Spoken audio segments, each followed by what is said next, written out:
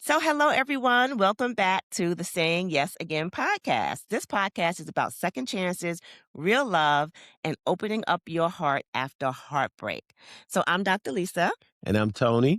And we're excited to begin our guest interview segment of our podcast. So, as you know, Tony and I have been doing solo episodes for the longest, and we felt it was time to bring some experts on to the show to provide you guys with some support and some, extra, hopefully, information that will help you as you're navigating through this dating process. So, today we have a very special guest. So, you want to tell us a little bit about her, honey? Yes, someone whose story and work have inspired so many, who've loved, lost, and learned to love again. Please welcome none other than April Nowlin, certified relationship coach, speaker, author, and host of When Love Comes. April, we're so glad to have you here today. We feel so privileged. Thank you. Thank you for having me. It's an honor to be here. Welcome to Saying Yes Again, a podcast about second chances, real love, and opening your heart after heartbreak. We're your hosts, Dr. Lisa and Tony, a midlife couple who found love after divorce. And now we're here to share our story. And to remind you that it's never too late to say yes again. So put on your headphones and listen closely, because your next yes could be the one that changes everything. Yes, absolutely. So we are really excited to get into this conversation with you. April and I sort of met through a similar program that we were a part of, the Goldman Sachs program. And when I found out that she was a relationship coach, I thought, we have to have her on this podcast because your story just fits so much with our audience. So let's get into your story a little bit. So your story, April, I think is one of definitely resilience. Yes. You share openly about the heartbreak that you've been through. You share openly about the divorce that you've been through, and you've walked through that. You've healed, you've turned that pain into purpose. Oh, yes. And we know how that is impacting a lot of people. So tell us a little bit about your personal journey and how your personal journey actually became your calling. Yes. Yeah, that's a great question. If you had have asked me 7 years ago if I would be doing this work, I would have laughed in your face. There was no way that a relationship coach, why? Like, why would I do that?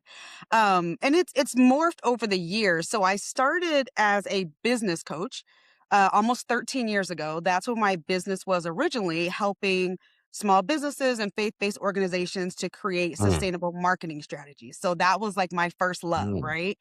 But it was coaching. And then at 41, I woke up to my third husband telling me that he was leaving. And I laugh about it now, right? It was traumatic then. But what was interesting about that was, for lack of better words, the divorce that changed everything, right? Anytime we go through a divorce, it changes our entire life. But for many of Yeah. reasons, that was the one that shifted my trajectory. And so what I mean by that is, that was the one that hurt the most. That was the one that really, I would say, pushed me to want to make some changes.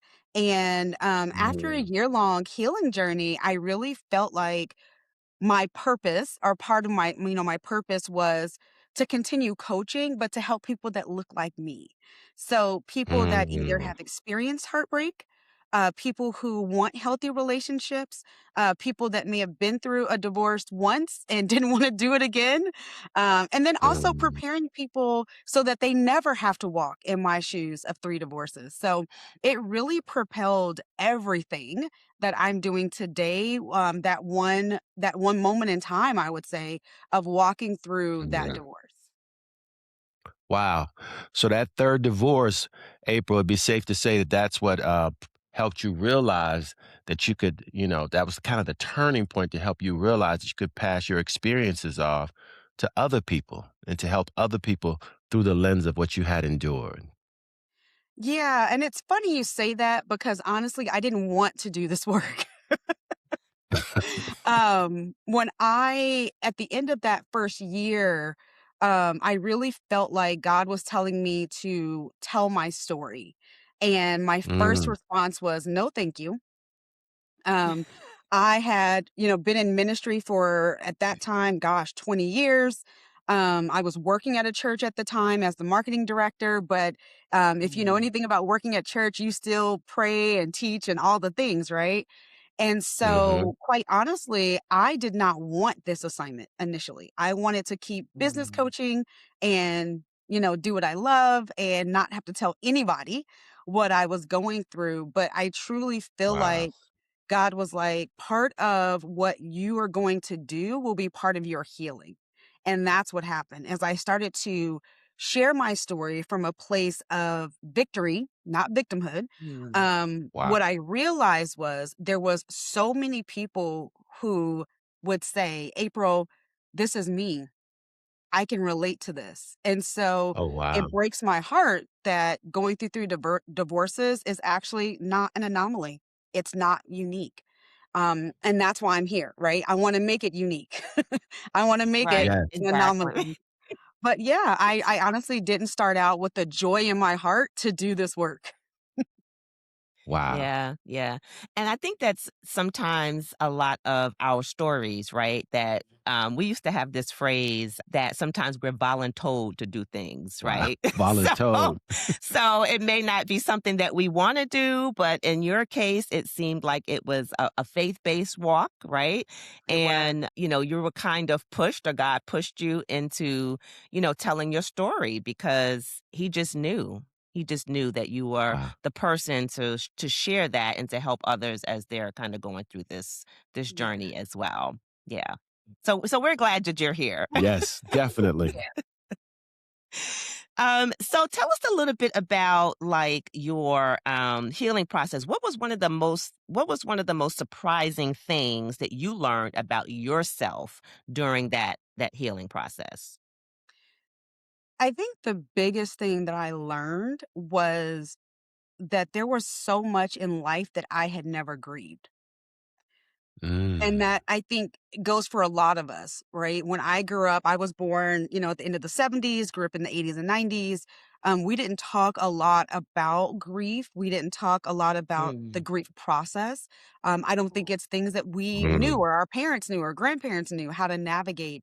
And so for me, that was an eye opener because when I went to therapy for real at 41, For real, um, for real. for real, right? Like, when I went Right, for right, right. real, the first thing she asked me was about my childhood, and my perspective was, I'm just here because I keep getting divorced, right? And what I Right. didn't Wow, okay. realize was that a lot of the decisions I had made along this journey, particularly Mm. about relationships, stem from things that I saw or experienced in my childhood. And there were things that I Yes. had never walked through the grief process. So, for example, I got divorced at 21. No one told me that I needed to grieve that divorce. I just moved on. My Mm. my biological mother died when I was 23 of a drug overdose. And no one really Mm. told me that there was a grieving process. I just moved on. And so that is something that I think we learn to do, even with heartbreak, because heartbreak is a trauma. It's a death a lot It of times is. in It divorce. is. And we're not taught to grieve. And so that was the Oh, biggest thing wow. for me was that there was so much that I had not grieved along that journey. Yeah, yeah. So that makes a lot of sense then when I'm looking at your profile and we, looked at your like coaching approach and how you Mm. bring trauma informed Mm. methods, right, Yes. into how you coach others who are going through divorce. Because, like you mentioned, divorce really it's almost like it's like a trauma. I mean, Yeah. we It have to is a kind of trauma. go through, right, that grieving process. So tell us a little bit about that. Like, how do you blend that trauma-informed method along with, like, the faith-based and then the traditional coaching to help people navigate through, this sort of, journey of heartbreak after Yeah. divorce? I learned something about divorce and I talk a lot about divorce because that's my journey, but I do also work with a lot of people who just experience heartbreak. So if you're listening and you're Heartbreak. like, I Mm, haven't been divorced, that's okay. The journey can be very much the same, but divorce is Sure. a death, right? It is a death mm, to the dreams that we had, the future I thought we were going to have together, sometimes our plans, sometimes our career, right? Divorce is a death. Mhm. And what I right. learned through, I'm certified as a trauma informed coach through the Arizona Trauma Institute. And one of the things Mhm, that I learned was that heartbreak is a trauma, right? Mhm. We've mm, heard those sayings that like someone died of a broken heart. That is a thing. When Right. we get stuck in our grief, after heartbreak, it does affect our nervous system. It affects the way we Mm. think, the way we feel. It affects our physical body, right? Trauma can be found in, physical forms within our body. And so I do treat heartbreak as a trauma, right? What is this doing to your life? To But your life, mixed yeah. with the approach of faith. I'm a Christian. I live my life as a Christian, but I also know mhm. that there are medically proven things, right, that happen to us where we have to take action. And I'll give you an example in my life. So I was sick years ago, could not figure out like what was going on, had gone to my doctor. They found some things in my body and we're trying to figure out like where did this come from? And kind of find Yeah, out it was a lot of the stress, anxiety that I was carrying around that was manifesting Yeah. physically in my body. And Yeah. so we have to, if you're faith focused, wow. right? Prayer, we got to pray, but also we got to take action. And so that is Mhm. why we need things like therapy. We need things like our physician, right? As we're going through Mhm. heartbreak. Mhm. I gained a lot of weight after heartbreak. That was taking a toll on my body, right? I was stress eating. So we have to combine those, what I would say, healing modalities. So it's not just prayer, but it's prayer and maybe working out, prayer and watching what you're eating, prayer and going to a therapist. So it's the collection of healing modalities that I think gets us to where we need to be.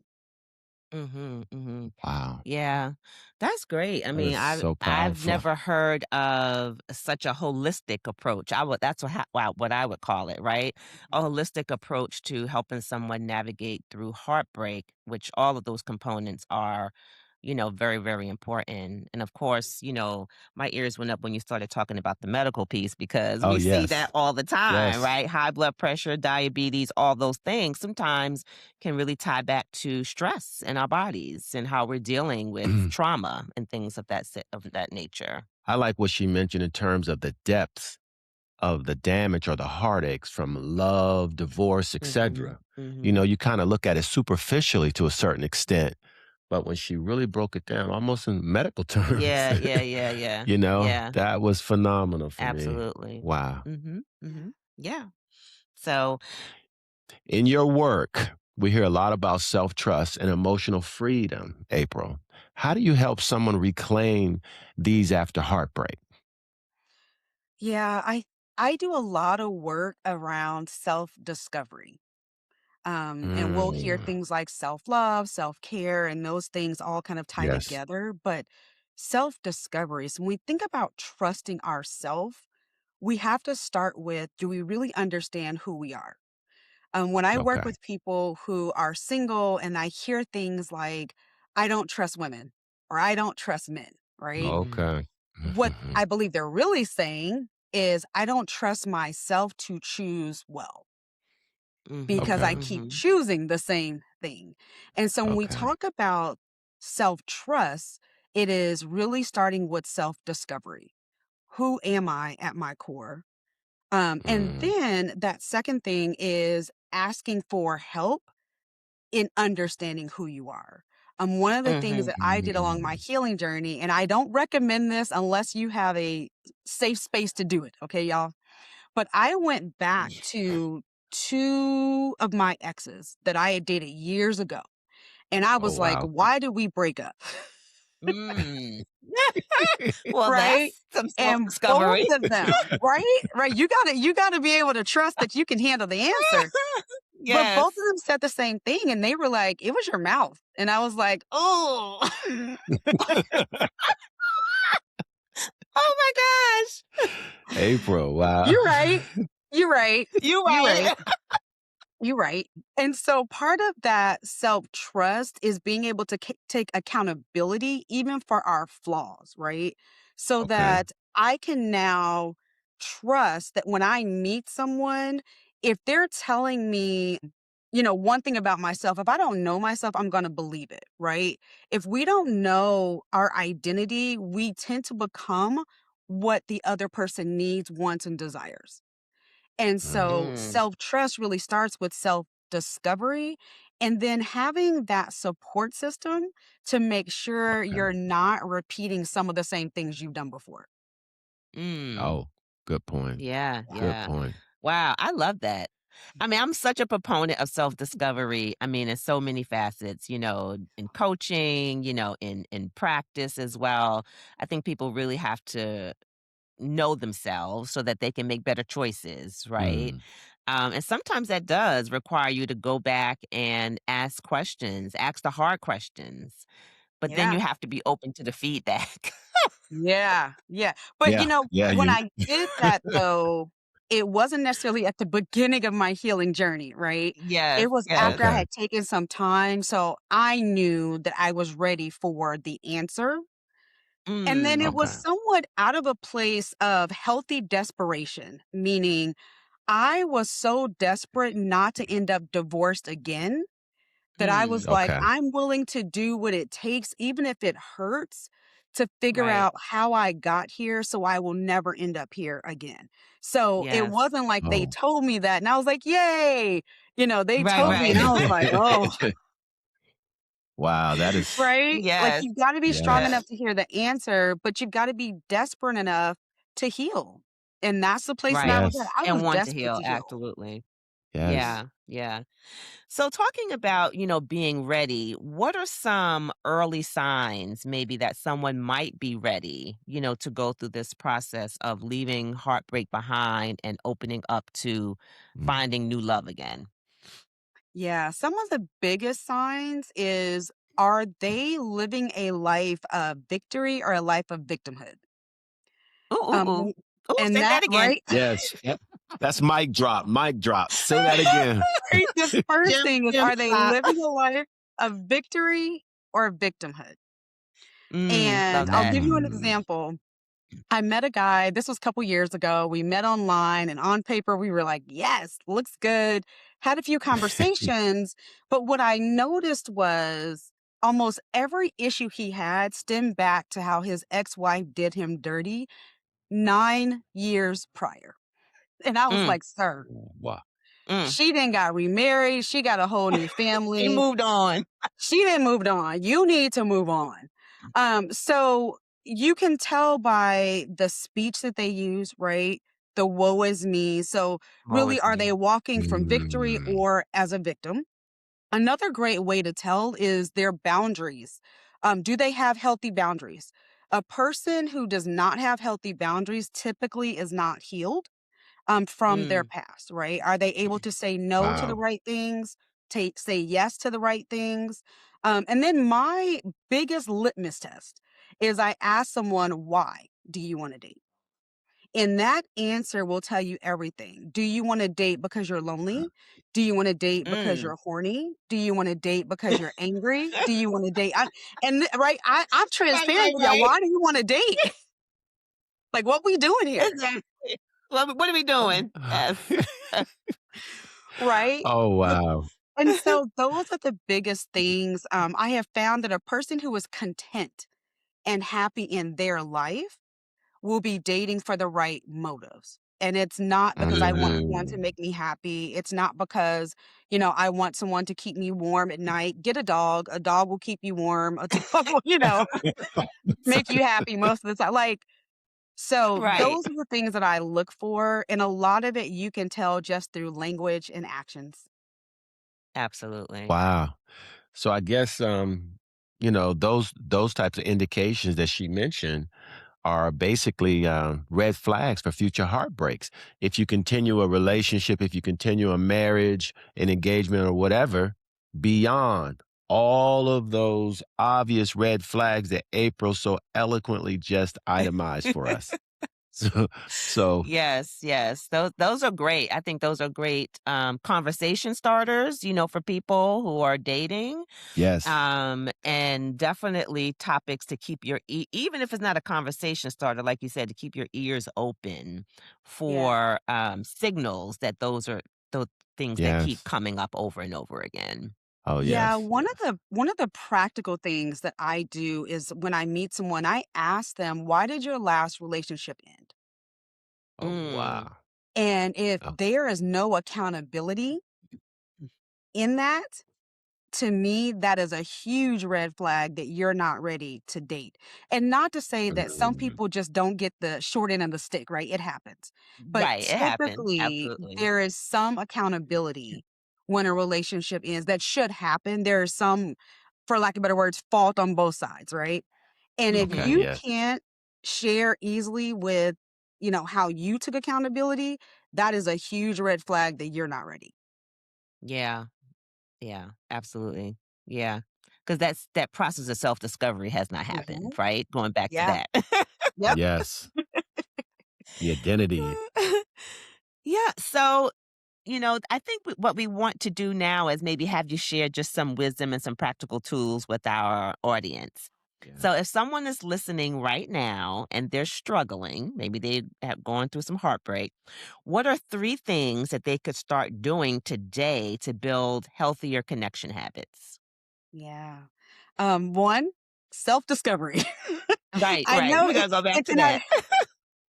I laugh because it sounds so simple, right? The problem with that is most of us don't Mhm. know ourselves as much as we think we do. And Correct. so one of the things, practical things that I would encourage you to do is to reach out to the people that you love and trust and ask them, who do you think I am? Or what do Wow. I portray as a person or as a woman or as a man? What do you think my strengths and my weaknesses are? Right.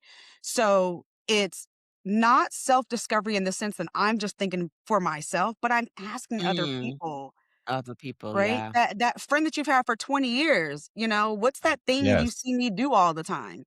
I had a really good friend who just got married over she got married over COVID, and she had been married a few times before, and her journey was the same as mine in the sense of I want to do things differently.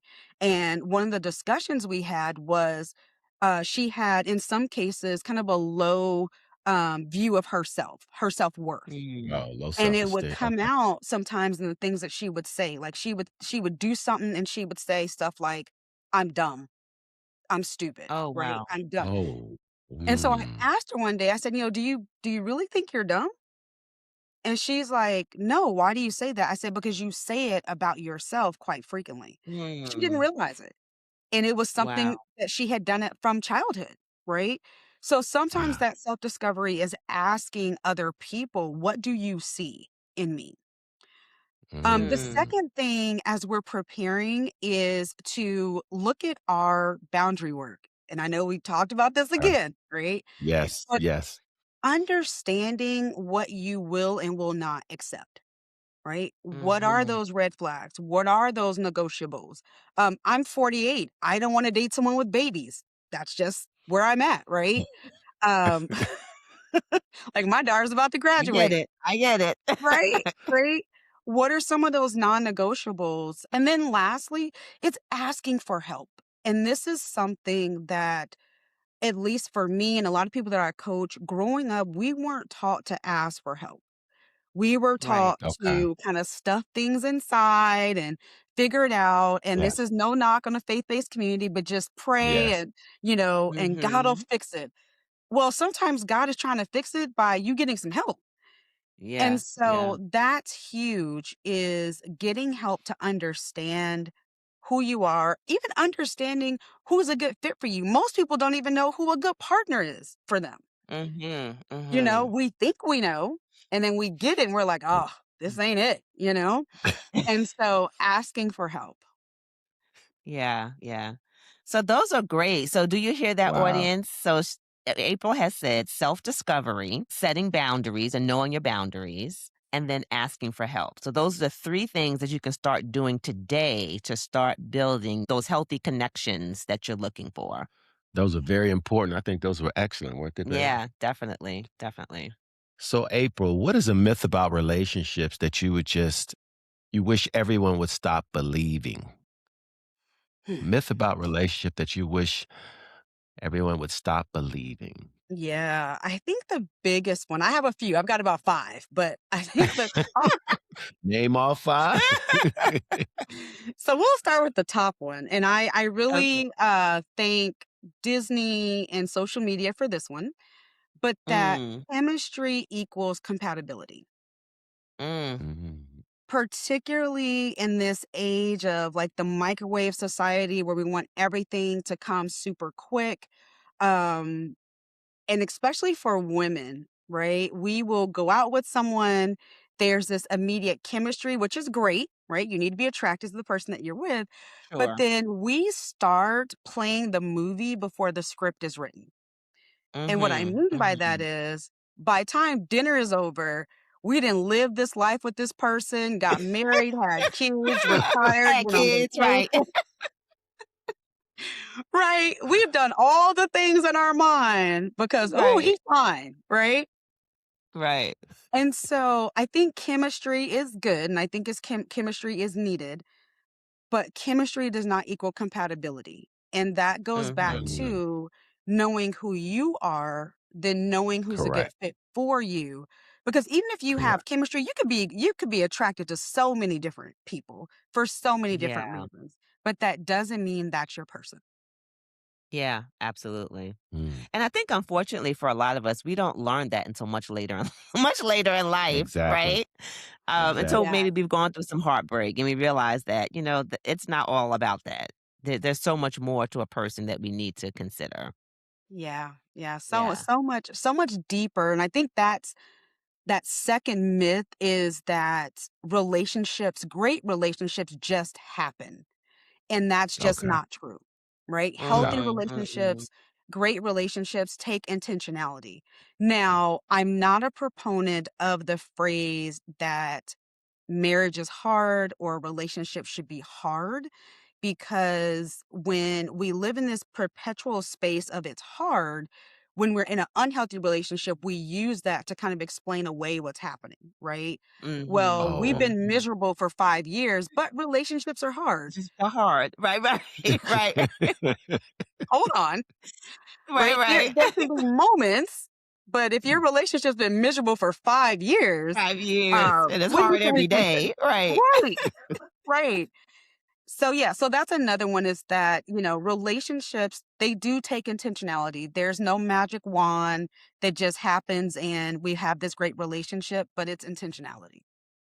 Yeah, definitely. Well, those are great. And thank you for sharing those myths that, we can all sort of think about.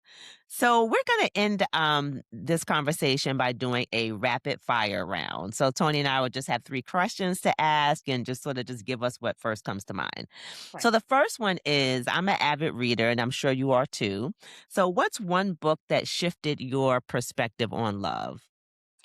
So, if you are trying to do relationships well, do dating well, I want you to buy every book from Dr. Henry Cloud. Okay. Okay. He is my favorite author. He's the author of the Boundaries book. He's got Boundaries in Dating. He's got a book called Never Go Back. So it's like 10 things we should never go back to. He's got a book called Mm. Necessary Endings, where he talks about how some things just naturally need to end. But he is just such a great author for that person who is healing and then preparing for relationships. Wow. Thank you for That's sharing that. phenomenal. We'll make sure that we get that out. Well, it's going to be on our podcast, but Mhm. we make Yes, sure that we'll get that out to our definitely. audience as well. And that was Dr. Henry Cloud, correct? Yep, Dr. Okay. Henry Cloud. Okay. So, April, if you will, can you share with the audience your favorite self care habit? Your favorite self care habit. Yes, that would be naps. Oh, I love it. She's my girl. Yes. Yes. Rest. Yes. I am a professional napper. I can nap anywhere, at any time. My favorite place to sleep is on a plane. I am sleep before we back away Mine from the too. gate. But naps, y'all, I'm telling look, Jesus took naps in the middle of a storm. Yes, he So, did. Oh man, she had me yeah, laughing so a good hard. nap will do Yes. you good. Oh my gosh. Oh my gosh. And he gets so mad at me sometimes. I like to nap in the car. All the Oh, I'm gone. time. I'm All out. the time. If I'm not driving, that's my yes. time. I'm just, yeah. All And I the wake up time. like, are we there yet? Yep, that's me. Wow. You better go ahead, baby. So the last question is, what's one piece of advice you wish that you could whisper to your younger self? Ooh, that's a good one. I would tell myself to give yourself some grace. I think Yes. many of us, like myself, we're just so hard on ourselves. And Yeah. Yes. even though, and I equate this to the divorces I've been through, I've been an entrepreneur for 13 years, so this applies as well. That just because something fails in your life does not make you a failure. And Exactly. I Yeah. carried around this kind of failure identity for so long Hmm. because things didn't work out. And that was whether in relationships, in business, in career, in whatever it was, right? If I didn't lose weight the right way, like I was a failure. And so I would just say give yourself some grace that these things, your business, your relationship, they're not who you are. They're an extension of who you are, but they don't make you who you are. And so that's the biggest one. Yeah. Yeah. Mm. Thank you for I needed to hear that because Yeah, I am that a was. perfectionist. Yes, she is. Yes, she is. So I often find it hard to give Yes. myself some grace, but I'm going to work on it. I definitely am Yeah. going to work on it. So, April, you have been such a Oh wonderful yeah. gift. You dropped so many gems. Our audience is going to just love, I know, this episode when it drops. So, before we let you go, how can people reach out to you? Share your podcasts, your Yes. socials, any resources. What would you like to kind of share with us? Yes. So please connect with me. If you are someone who is, whether it's healing from heartbreak, preparing for healthy relationships, or maybe a couple who's just trying to navigate, the healthy relationship terrain. But you can connect with me under April Nowlin. So that's my website, my social handles, my podcast, When Love Comes, which is really helping people to prepare and be ready for that healthy relationship. You can listen to that on Apple, on Spotify, and then on Okay. YouTube. But yeah, if you're someone who's navigating those murky waters of healing, dating, and relationship, let's connect. Yeah, well, that's wonderful. So, again, that's April Nowlin. That's Nowlin. It's her website and all her social, right? And then Yes. also your podcast, When Love Comes. Yes. Wonderful. That is phenomenal. Final thought for listeners. One nugget that they can carry forward today, April, if you will. Yes. Remember that you were made for love. Mm. Exactly. I like that. And I think that's one of the things that we Yes. like to share on our podcast as well is that, you're made for it's out there and you are Yeah. made to love. Yes, definitely. So thank you so much for being a guest. And to our listeners, stay tuned for more episodes of the Saying Yes Again podcast. And if this episode helped you, please share it with someone who needs it. And again, thank you so much to our guest, April Nowlin. Yes. And we hope to connect again in the future, maybe for even another podcast episode, because I know you Yeah. have so much more to share. Yes. Thank you Thank for you very having me. much, April.